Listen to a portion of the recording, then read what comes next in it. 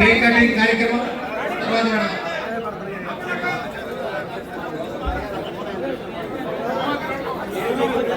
వెంకటేశ్వరరావు గారి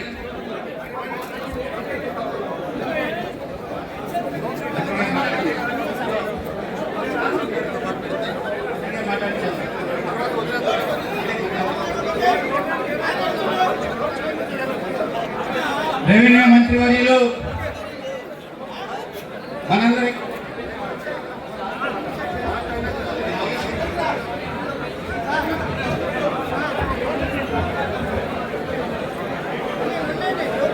అందరికీ నమస్కారం. చాలా సంతోషం.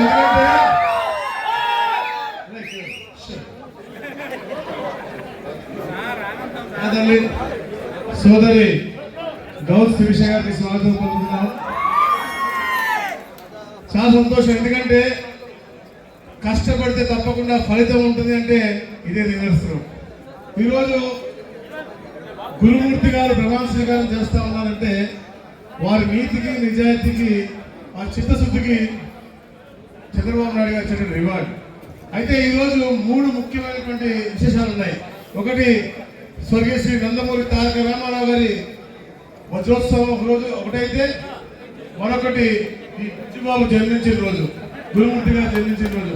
అదే రోజున ఈరోజు కార్పొరేట్ చైర్మన్ గా వారు మెంబర్స్ గా మిగతా వాళ్ళందరూ కూడా ప్రమాణ స్వీకారం చేయడం చాలా సంతోషకరమైన విషయం. గురుమూర్తి యొక్క గురు పౌర్ణమి కూడా అంట, అది కూడా గురుమూర్తి గురు పౌర్ణమి ఆశీస్సులు కూడా ఉన్నాయి. ఎందుకంటే గురుమూర్తి జీవితం అంతా కూడా ఎప్పుడు కూడా సంతోషంతో ఎప్పుడు వచ్చినది కాదు, చాలా పోరాటాలతో వచ్చేటువంటి విషయం మనం గ్రహించాలి. చాలా చిన్న కుటుంబం నుంచి వచ్చి ఎప్పుడు కూడా ప్రజాసేవ చేయాలి, ఎప్పుడు కూడా క్షేత్ర స్థాయిలో పార్టీని బలోపేతం చేయాలనే లక్ష్యంతో ఎప్పుడు కష్టపడుతూ ముందుకు వెళ్ళాడు. 2019 ఎన్నికల గురించి మనం మాట్లాడుకోవాలి. ఎందుకంటే 2019 ఎన్నికల్లో జగన్మోహన్ రెడ్డి అనే వ్యక్తి మోసపూరితమైన మాటలు చెప్పి మనలో ఉన్న ఐకమత్యాన్ని బీటలు పెట్టి గెలిచిన తర్వాత మనందరూ కూడా వెనుకబడి వచ్చిన వ్యక్తి. కానీ ఎప్పుడు కూడా బడుగు బలహీన వర్గాల అభివృద్ధి కోసం పోరాడే తెలుగుదేశం పార్టీ నాయకులతో మమేకమై తప్పకుండా ఏదైతే చిన్న పిల్లల బీసీ కమిషన్ అన్ని కూడా కలపాలి అని చెప్పే లక్ష్యంతో గురుమూర్తి ఎప్పుడు పనిచేస్తున్నాడు. స్వర్గీయ శ్రీ నందమూరి తారక రామారావు గారు బడుగు బలహీన వర్గాలకి రాజ్యాధికారం రావాలని చెప్పేసి తపంతో పనిచేశారు. వారి ఆశయ సాధన కోసం ఎప్పుడు కూడా చంద్రబాబు నాయుడు గారు పనిచేస్తూ మనలో బలోపేతం చేసుకుంటూ ఆర్థికంగా మనం స్థిరపడాల లక్ష్యంతోనే పనిచేస్తారు.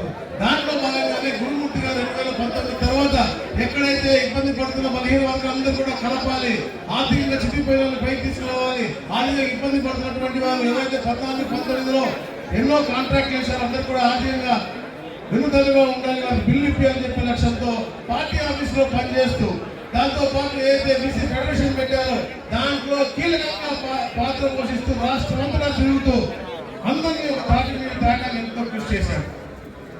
కృషి చేయడంతో పాటు 2024లో అద్భుతమైన ఫలితం ఉందో, ఎలాగైతే చంద్రబాబు నాయుడు గారు, పవన్ కళ్యాణ్ గారు, మోడీ గారు కలిసి ఈ రాష్ట్రాన్ని బాగుపరచాలని చెప్పేసి తపనతో పనిచేసి తెచ్చారో గురుమూర్తి లాంటి వాళ్ళు కూడా ఎంతో మంది కష్టపడ్డారు. కాబట్టి 94% రిజల్ట్తో ఈ పార్టీ గెలిచింది. అలాగే 57% ఓటింగ్ అంటే ఈ రాష్ట్రంలో ఎక్కువ సంఖ్యలో ఉన్నటువంటి బీసీలు అన్ని కూడా కలిపి మళ్ళా చంద్రబాబు నాయకత్వం గట్టిగా ఉండాలి, తప్పకుండా చంద్రబాబు నాయుడు ఆలోచనతోనే మన భావితరాలు మంచి జరుగుతుంది చెప్పే లక్ష్యంతో అందరూ కూడా సంఘటితంగా ఉండి ఈ యొక్క చంద్రబాబు నాయుడు గారి ప్రభుత్వాన్ని బలపరిచారంటే మీ అందరూ కూడా ఎప్పుడు కూడా మేము కానీ మా నాయకులు కానీ రుణపడి ఉంటాం. తప్పకుండా అందరి యొక్క భావితరాలు బాగుండే విధంగా ఒక మంచి కార్యాచరణ రూపకల్పన చేసి నిన్నే మనం చూసాం. ఆంధ్రప్రదేశ్కి ఒక విజన్ డాక్యుమెంట్ తయారు చేసి చంద్రబాబు నాయుడు గారు ముందుకెళ్లారు.